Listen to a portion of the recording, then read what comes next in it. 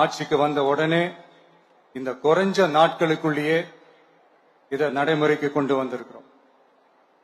தமிழ்நாட்டில் இருக்கிற பெண்கள், பெண் குழந்தைகள் எல்லாருமே பாதுகாப்பா தன்னம்பிக்கையோடு இருக்கணும். அதுக்கான முதல் கட்டம் தான் இந்த ஸ்டெப்.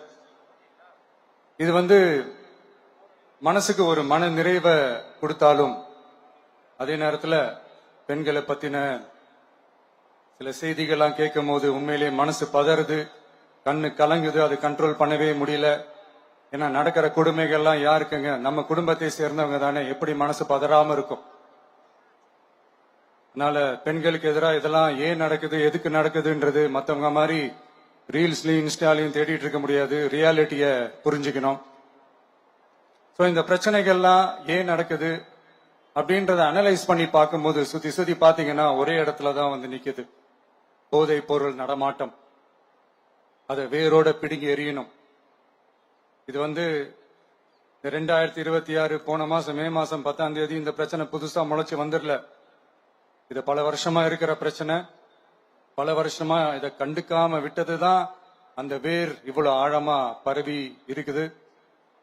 இத பல வருஷமா கண்டுக்காம விட்டது யார் என்றது நான் சொல்லிதான் உங்களுக்கு தெரியணும்னு அவசியம் இல்லை. அது உங்களுக்கே நல்லா தெரியும்.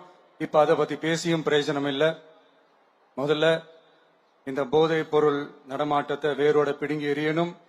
அப்படி எரிஞ்சாதான் இந்த பெண்களுக்கான இந்த சேஃப்டி ரொம்ப ஸ்ட்ராங் ஆகும். இது ரெண்டுமே ஸ்ட்ராங் ஆனாலே ஆட்டோமேட்டிக்கா சட்டம் ஒழுங்கும் சரியாகும். இந்த 3 விஷயம் சொன்னல, இந்த போதை பொருள் நடமாட்டம், பெண்களுக்கு எதிரான இந்த கொடுமை, இந்த சட்டம் ஒழுங்கு, இது 3மே ஒண்ணுக்கு ஒண்ணு இன்டர்லிங்க் தான். இதுவும் இப்ப புதுசா வந்த பிரச்சனை கிடையாது. பல வருஷமா இது இன்டர்லிங்க்டா தான் இருக்குது.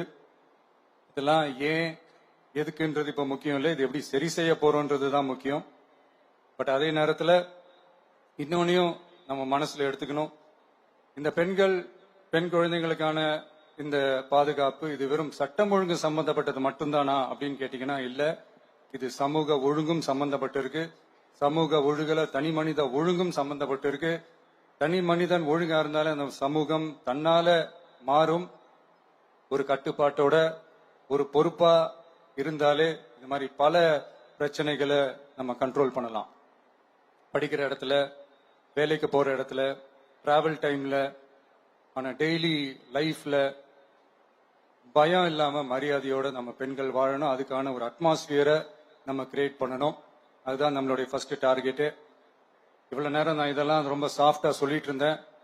ஆனா பெண்களை தொந்தரவு செஞ்சுட்டு அப்படியே எஸ்கேப் ஆகி போயிடலாம்னு நினைக்கிறவங்களுக்கு நான் ஒரு வார்னிங்காவே சொல்றேன். பெண்கள் பாதுகாப்பை டிஸ்டர்ப் பண்றவங்க யாரா இருந்தாலும் அது சகிச்சுக்கவே முடியாது.